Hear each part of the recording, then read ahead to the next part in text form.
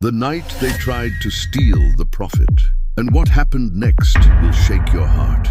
There are moments in history so shocking, so unimaginable, that even hearing them makes the heart tremble. Imagine a plan so dark that it aimed to disturb the blessed resting place of the most beloved human being to ever walk this earth, Prophet Muhammad.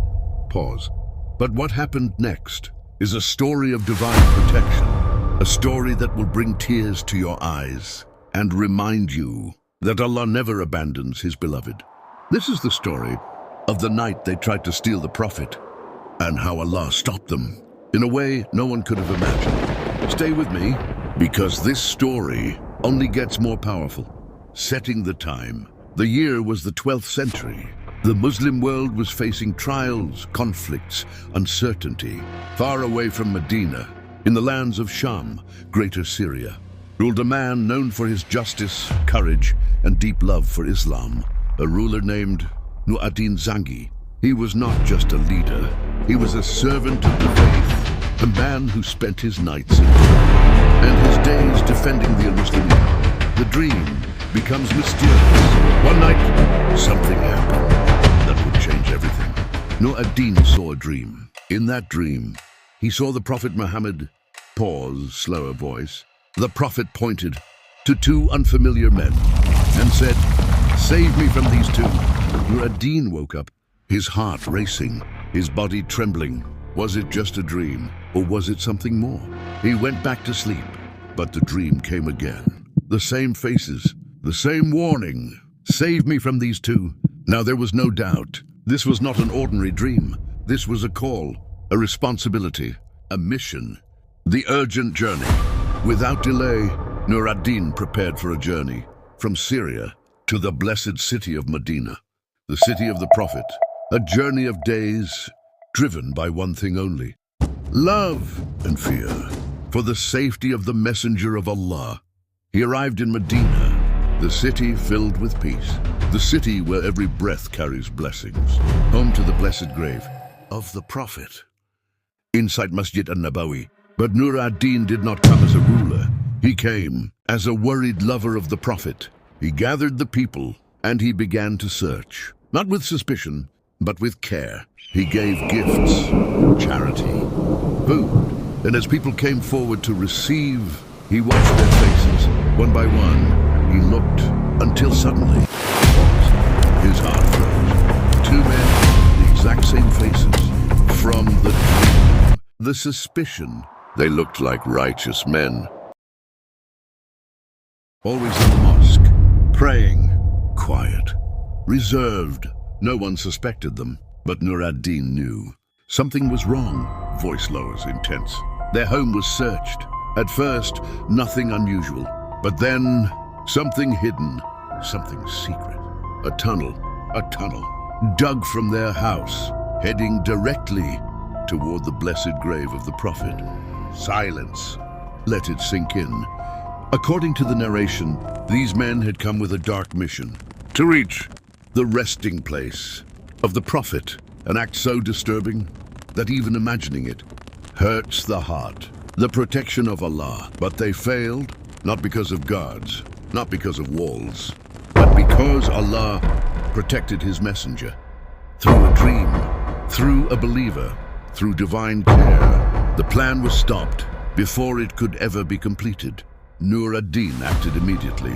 The men were punished, and to ensure this would never happen again, he ordered a powerful protection, a barrier built around the blessed chamber. Some narrations say even molten lead was poured, so no one would ever attempt such a thing again.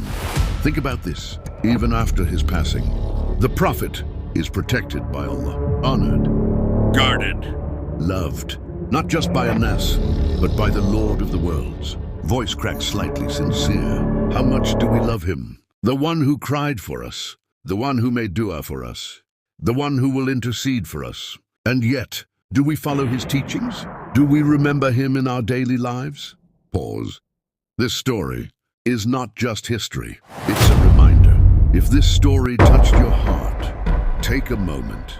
Send blessings upon the Prophet, اللهم وسلم على نبينا محمد, and share this story so others can feel this love too. Because loving the Prophet is not just kalimat, it's something that lives in the heart. They dug in the darkness, their mates thinking no one could see them. But Allah saw, but they planned, they whispered. They came so close, but they forgot one thing. He you cannot harm, the one whom Allah himself protects, becomes emotional. And yet, this story, is not about them. It was never about them. It's about him. The one lying in Medina. God, the one who changed your life. Who, before you were even born, Prophet Muhammad. Do you know? Oh, he used to cry. And be to sit late at night, not for himself, but for you, bound for you. Who are watching this right now? Bound for you. Who sins? Who forgets? Who struggles? We see Slow's deep emotion, and he would say, we see Miyuma. And today, written after everything he did for us, after every tear he shed for us, and after every dua he made for us, which it pass, we forget him, days pass. We don't send blessings, but we don't follow his sunnah. We don't even think about him. Said to Dizu's silence. Mesh let it hurt, voice whisper intense.